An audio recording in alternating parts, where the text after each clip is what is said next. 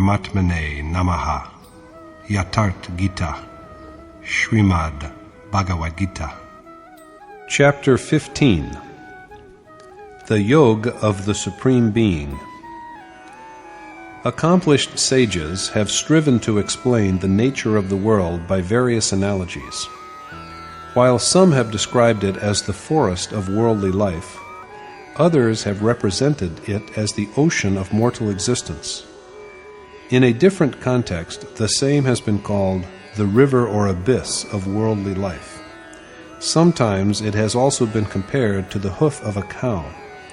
Apparently, they all imply that the extension of the world is only so much as that of the senses, and the stage at last comes when even this fearsome, quote, ocean dries up.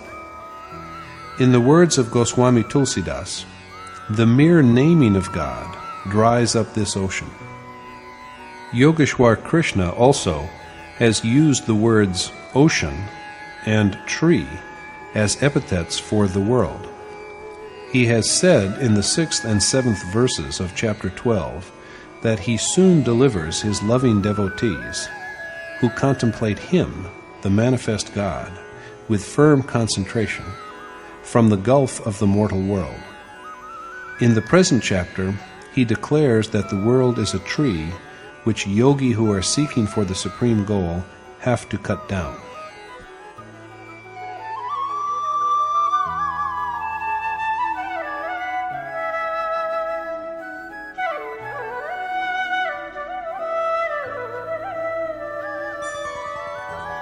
ऊर्ध्वमूलमधः शाखम् अश्वत्थं प्राहुरव्ययम् छन्दांसि यस्य पर्णानि यस्तं वेद स वेदवित्. The Lord said, He who knows the peepal tree that the world is, with its roots above and branches below, and which is said to be imperishable, and of which Vedic verses are the foliage, is a knower of the Ved. The root of this everlasting peepal, fig tree, like world, is the God above, and its boughs are the nature below. A tree does not even last till the symbolic tomorrow, but the tree of the world is indestructible. Two things are immortal according to Krishna. The first of these is the everlasting world, and then beyond it there is the eternal Supreme Spirit. The Ved are said to be the leaves of this tree of the world. The man who observes this tree well, along with its root, and is aware of its reality, is an adept in the knowledge of Ved. The man who has perceived the truth of the world tree, rather than one who has merely perused holy books, is the true knower of the Ved. Study of books only provides a motive for proceeding in that direction. It may well be asked at this point why the Ved are needed instead of leaves. Vedic verses, which generate well-being, are useful because they motivate from the very point when, after a great deal of wandering about, a soul goes through his last birth, which is like the final shoot of a tree. This is the turning point, where the straying ceases and the seeker begins to proceed confidently towards God. अधश्चोर्ध्वं प्रसृतास्तस्य शाखा गुणप्रवृद्धा विषयप्रवालाः अधश्च मूलान्यनुसन्ततानि कर्मानुबन्धीनि मनुष्यलोके. Its branches nourished by the three properties extend high and low. Objects of the senses are its shoots, and its action engendering roots stretch below to the world of men.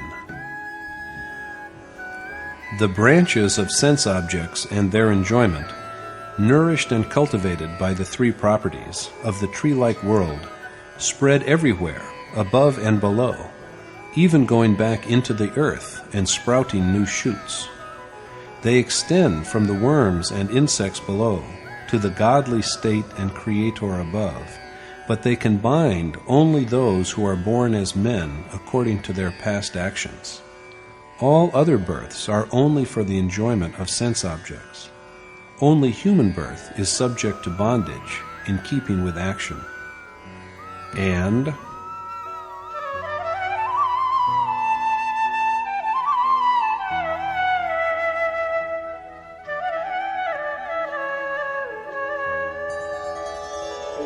न रूपमस्येह तथोपलभ्यते नान्तो न चादिर्न च सम्प्रतिष्ठा अश्वत्थमेनं सुविरूढमूलम् असङ्गशस्त्रेण दृढेन चित्वा. since its form is not to be seen here as such, and it has neither an end nor a beginning, nor a secure foundation, this immensely grown tree should be cut down with the axe of renunciation. The world tree does not have a firm existence because it is changeable, so it has to be felled with the axe of total abandonment. It has to be cut down, not worshipped as it usually is, because of the superstitious assumption that God resides in the roots of this tree and that its leaves are the Ved. However, since this tree has grown from God's own seed, can it be cut down? In fact, the meaning of this cutting down is escape from nature, which is accomplished by renunciation. But what is to be done after the tree has been cut down?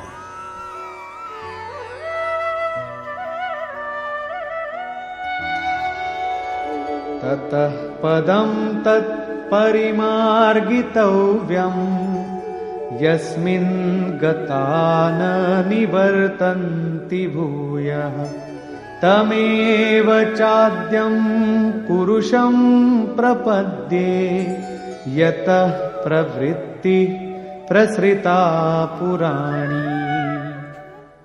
Then that goal should be sought for, after arriving at which one does not have to turn back again, with a sense of total submission to that primal God whence all worldly life is born. But how to effect the quest for this God? The Yogeshwar lays down that self-surrender is an essential condition for it. There should be the feeling that I am at the mercy of God, the infinite being from whom the primordial world tree has sprouted and grown. This tree cannot be cut down without seeking shelter under him. Krishna then speaks about the signs from which one may realize that the tree has been cut down. Nirmana moha jita sanga dosha adhyatma nitya vinivritta kama dvandvair vimukta sukha dukkha sangyair gacchantya mudha padamau vyayam tat. Men of knowledge who are free from vanity and delusion, victorious against the evil of infatuation, ever abiding in the Supreme Spirit, totally devoid of desire, and liberated from the contradictions of joy and grief, achieve the eternal goal. The destruction of vanity, delusion, infatuation, desire, and of the contradictions of pleasure and pain is possible only by complete self-surrender to and abiding constantly in God. Only through this do men of true wisdom attain to the eternal state.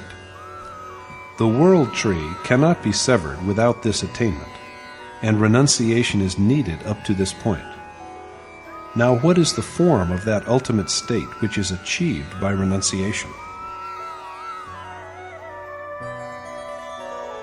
न तद्भासयते सूर्यो न शशाङ्को न पावकः यद्गत्वा न निवर्तन्ते तद्धाम परमं मम.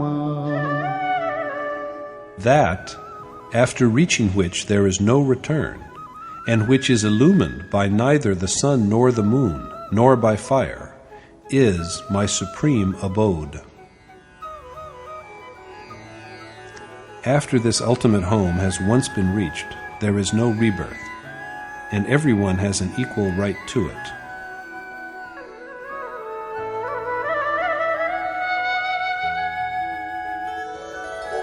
ममैवांशो जीवलोके जीवभूतः सनातनः मनः षष्ठानीन्द्रियाणि प्रकृतिस्थानि कर्षति. The immortal soul in the body is a part of mine, and it is he who attracts the five senses and the sixth, the mind, that dwell in nature. Krishna now explains how it is so. Shariram yadavapnoti yacchapyutkramati गृहीत्वैतानि संयाति वायुर्गन्धानि वाशयात्. Like the wind carrying a scent from its source, the soul that is Lord of the body also bears along with him the senses and the mind from its previous body and assumes a new one. The soul carries with him the propensities and mode of action of the mind and five senses of the body from which he departs and takes them into his new body. The next body is immediately assured, and that is why Krishna asked Arjuna earlier how he had happened to be a victim of the misconception that the departed souls of ancestors would fall from heaven in the absence of obsequial rice cakes and water libation offerings. However, the immediate question is what the soul does after going into a new body, and what truly are the five senses along with the mind. Shrotram chakshuh sparshanam cha rasanam ghranameva cha adhisthaya manaschayam Vishayanupasevate. Governing the senses of hearing, sight,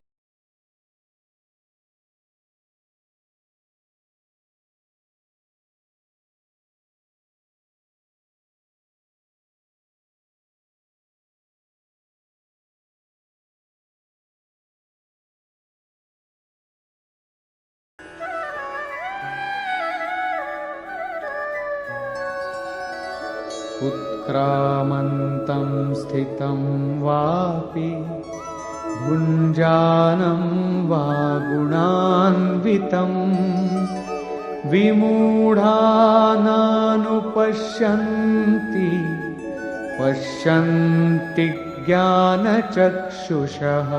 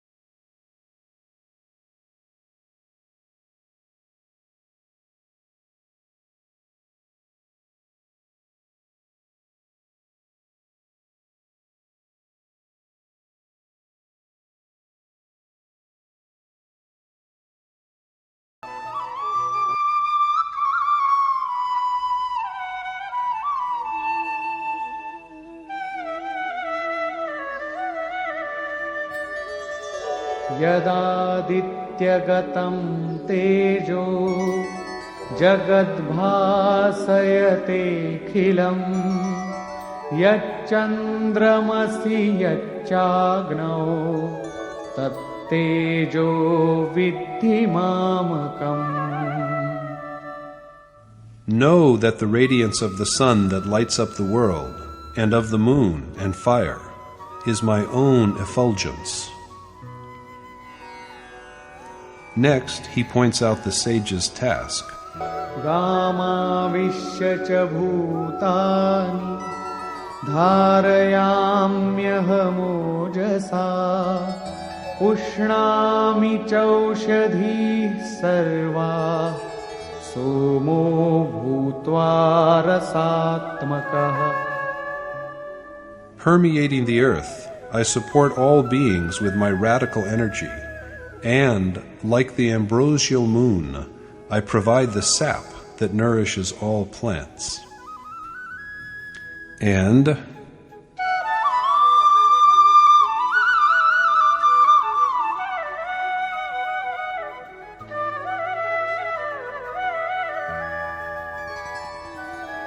अहं वैश्वानरो भूत्वा प्राणिनां देहमाश्रितः प्राणापानसमायुक्तः पचाम्यन्नं चतुर्विधम्. I am the fire, possessed of pran and apan, within the body of all living beings that consumes the four kinds of food. In Chapter 4, Krishna referred to various kinds of fire: of knowledge, in verses 19 and 37, of God, in verse 25, of restraint, in verse 26, of the senses, in verse 26, of yoga, in verse 27, and of pran apan, in verses 29 and 30. And the resultant from all of them was said to be knowledge. Knowledge itself is fire. Assuming the form of such fire, it is Krishna who accepts and assimilates the food generated by the four modes of recitation, namely Baikari, Madhyama, Pashyanti, and Para, that are endowed with pran and apan. It will be remembered that recitation is always by means of inhaled and exhaled breath. According to Krishna, God is the only food, manna, with which the soul is so placated that it never feels any hunger again. We give the name of food to accepted nutrients of the body. But God alone is the real food, and this food is brought to ripeness only by going through the four steps of Baikari, Madhyama, Pashyanti, and Para. Some wise men have also called them name, Nam, form, Rup, revelation, Lila, and abode, Dham. At first, the name is pronounced audibly. Then, gradually, the form of the adored God begins to take shape within the heart. Subsequently, the worshipper begins to view God's dalliance in his breath, how he pervades every atom of the universe, and how he operates everywhere. Perception of the works of God within the sphere of the heart is Lila. Rather than enactment of folk plays based on the legends of Ram and Krishna, it is perception of the operations of God within the realm of the heart that is the true Lila. And the supreme abode is reached when the touch of God begins to be felt after the perception of his operations. Knowing him thus, the worshipper comes to dwell within him. Dwelling in this abode and dwelling in the Supreme Spirit after feeling his touch in the perfect state of transcendental recitation, Paravani, are simultaneous events. Thus, equipped with pran and apan, or shwas and prashwas, and progressing gradually through Baikari and Madhyama to the culminating stage of Para, the food that God is is ready and available, and also assimilated. And of course, by then, the eater of the food is ready also to partake of the sublime nourishment.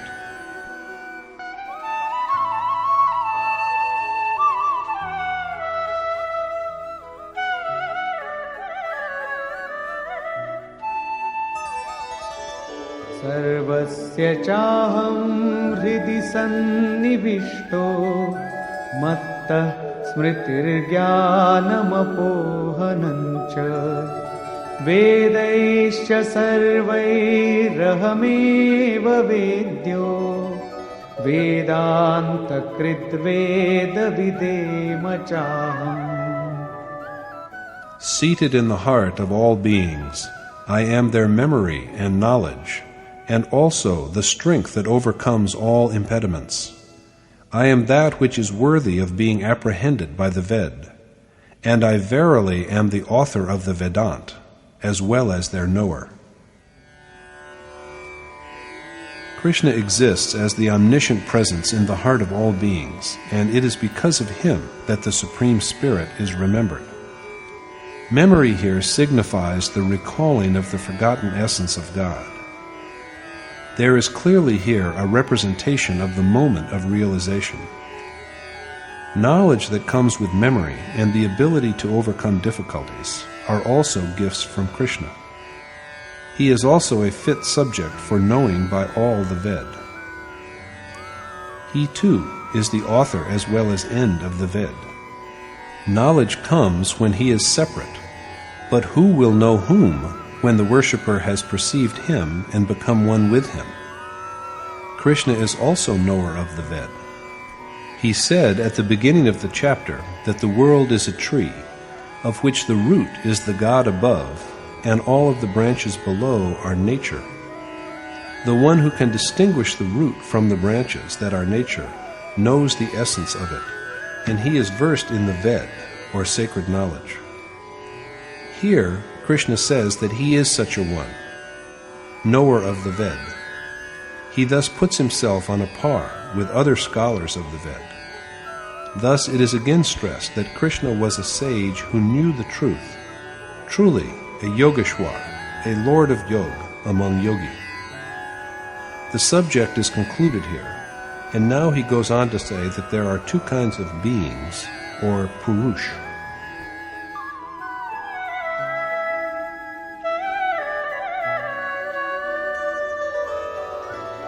द्वाविमौ पुरुषौ लोके क्षरश्चाक्षर एव च क्षरः सर्वाणि भूतानि कूटस्थोऽक्षर उच्यते. There are two kinds of beings in the world, the mortal and the immortal. Whereas the bodies of all beings are destructible, their souls are said to be imperishable. The person, male or female, who has restrained their senses along with the mind, that is, whose body of senses is steady, is said to be imperishable. The perishable person exists today, but may not even exist tomorrow. But this too is soul in a particular condition. There is, however, another self beyond these two.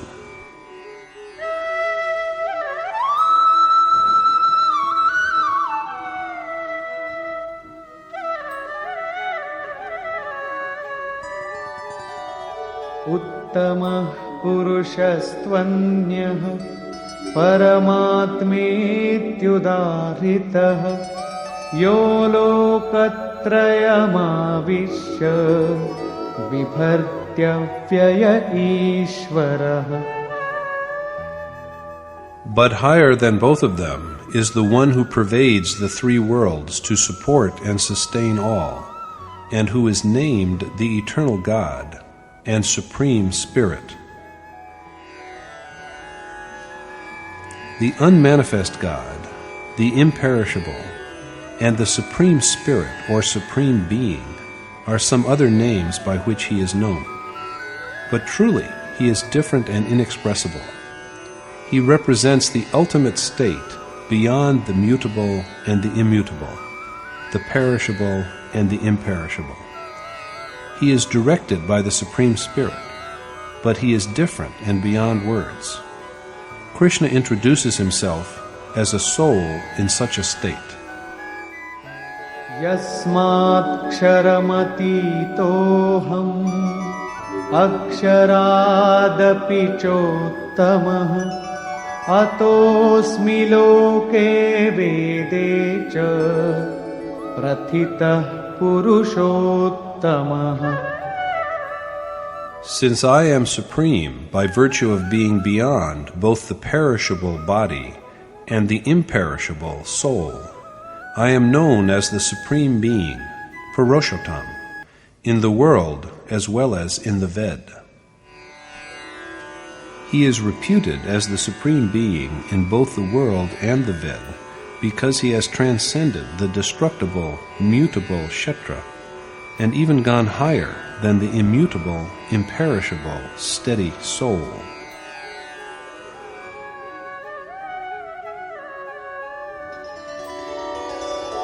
Yo mamevam asammudho janati purushottamam sa sarvavid bhajati mam sarvabhavena bharata.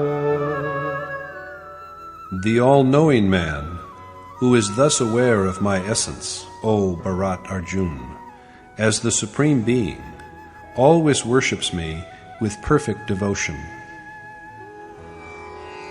Such a worshipper is not separate from Krishna.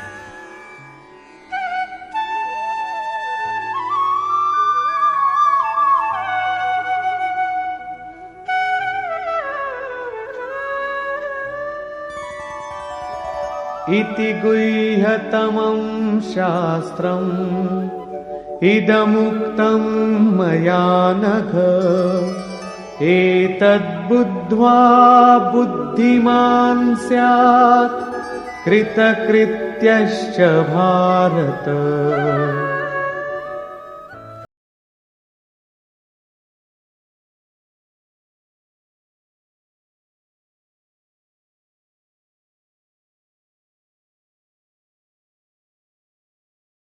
Accomplishes all his tasks. Krishna thus enlightens Arjuna on the most secret knowledge by being well acquainted with the essence of which a man becomes all-knowing and gains his object. So this instruction by Krishna is a complete sacred precept in itself. This mysterious knowledge of Krishna was most secret. He told this to only devotees. Rather than for all, it was meant only for the worthy who are spiritually ready to receive and profit by it. But when the same secret teaching is put down in black and white, and appears in the form of a book, it may seem that Krishna has imparted it to all. But in truth, it is only for those who are fit to receive it. Even the manifest form of Krishna was not meant for all. But he kept nothing back from the worthy Arjuna. Arjuna could not have been saved if his charioteer had kept secrets from him. This uniqueness is to be found in all sages of accomplishment. Ramakrishna Paramhansdev was once ecstatic. His disciples asked him for the reason for his ecstasy. Alluding to an eminent contemporary great soul, a realized sage, who had controlled and subdued all his senses by abstract meditation, Ramakrishna said that on that day he too had become a Paramhans like him.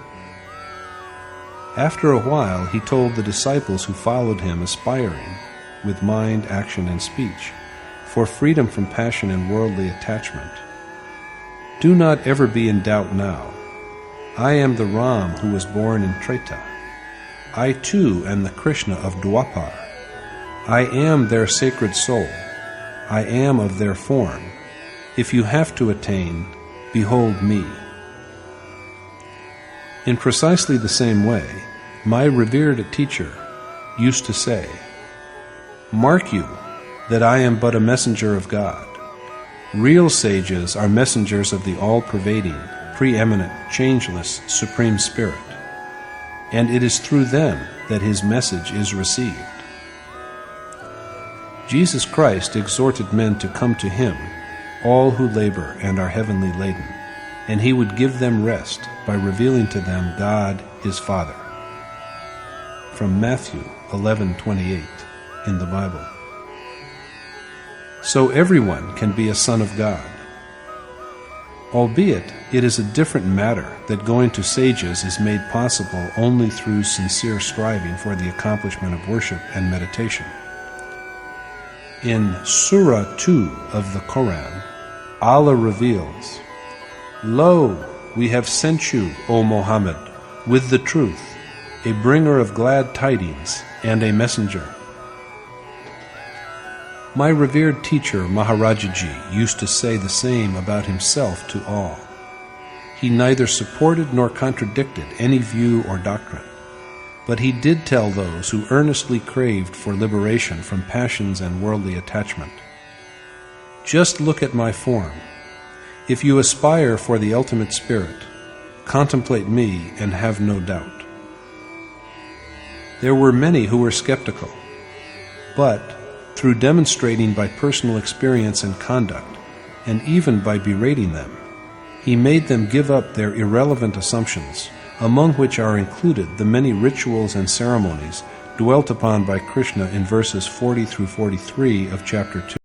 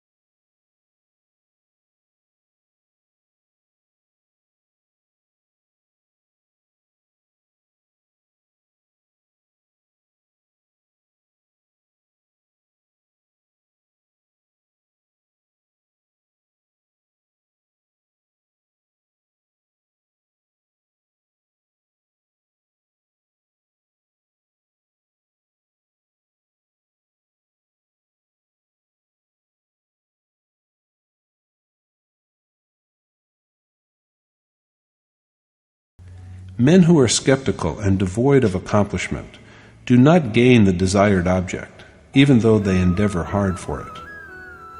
Stressing the same point, Krishna states that it is He who, residing in the heart of all beings, generates memory.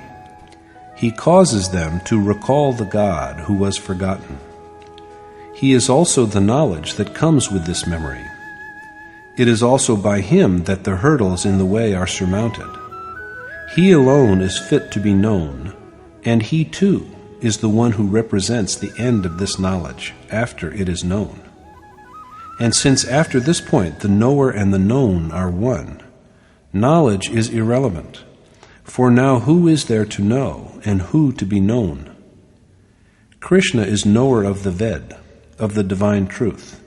He has said that he who knows the world tree, along with its root, is versed in the knowledge of the Ved. But this knowledge comes only to him who cuts down the tree. Now he says that he is knower of the Ved. He counts himself as one of those who are initiated into the wisdom of the Ved. So Krishna too is here a sage knower of the Ved, the knowledge of which all of mankind is entitled to. At the end, it is said that the world has three kinds of beings. All the bodies of beings are transitory, but the same being is imperishable in the state when the mind is steady, although it is subject to contradictions. And even higher than this is the transcendental God, who is said to be unmanifest and eternal, and who is indeed unique. This is the being beyond transience and permanence. This is the ultimate being.